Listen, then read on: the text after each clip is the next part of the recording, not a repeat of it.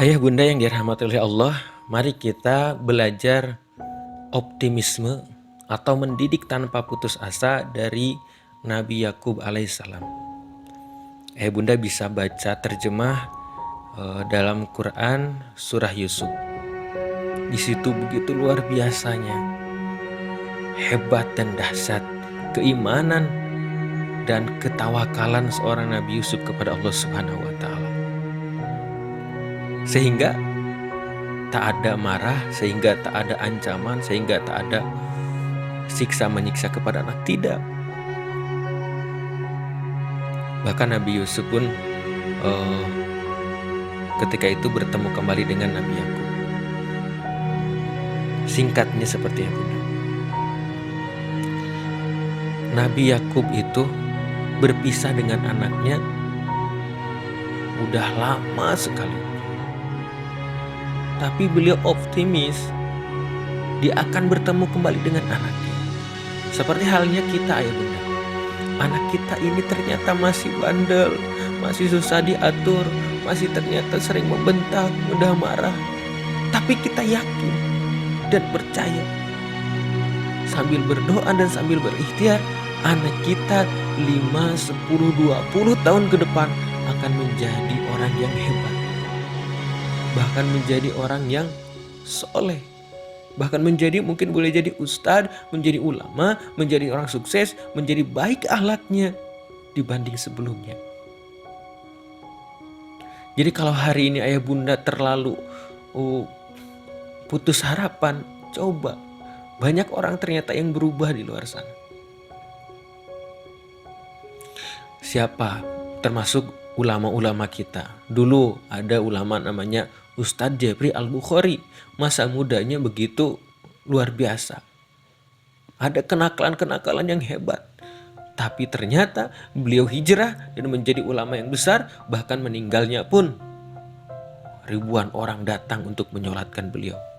Jutaan orang ternyata mendoakan beliau. Dari seluruh Indonesia bahkan luar negeri.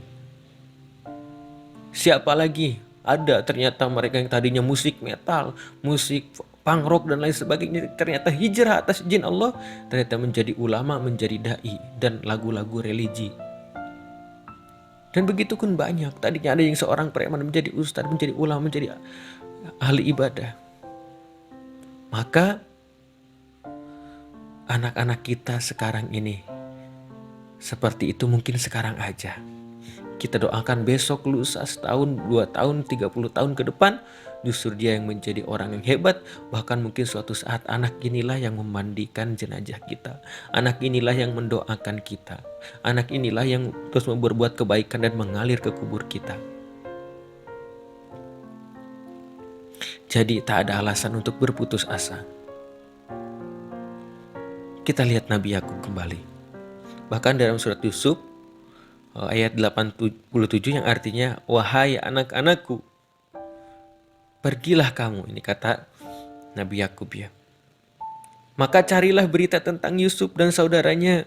Dan jangan kamu berputus asa dari rahmat Allah. Sesungguhnya tiada berputus asa dari rahmat Allah melainkan kaum yang kafir. Kita lihat dari ujung kesabaran itu amatlah manis. Sampai ketika itu Nabi Yakub ini buta matanya karena air matanya terus keluar dan terkuras habis. Masya Allah. Dan juga Nabi Yakub dengan kesabarannya, di sini kita dapat pelajaran. Pelajaran yang pertama, Nabi Yakub senantiasa terus mengadu kepada Allah dengan menyerahkan segala urusan kepadanya. Yang kedua, beliau terus berusaha tanpa henti mencari informasi tentang anaknya yang hilang, yakni tawakal dan ikhtiar. Inilah yang membentuk sikap optimisme sejati. Maka sudahkah kita optimis saat masalah datang kepada kita? Misalkan anak kita ini kurang begitu cepat dalam menangkap pelajaran. Maka yang pertama yang dilakukan Kalau kita meneladani Abi Yakub adalah kita mengadu kepada Allah, serahkan segala urusan kepada Allah. Dan yang kedua, kita berikhtiar untuk terus-menerus mengajari anak, membuat anak menjadi pintar. Jadi tak ada masalah. Ketika sekarang ternyata diuji dengan ekonomi, sama. Kita mengadu dan serahkan semuanya kepada Allah. Dan yang kedua, kita berikhtiar untuk mendapatkan rezeki dari Allah. Masalah apa lagi? Dan masalah lainnya sama, kuncinya kita serahkan kepada Allah dan kita berikhtiar.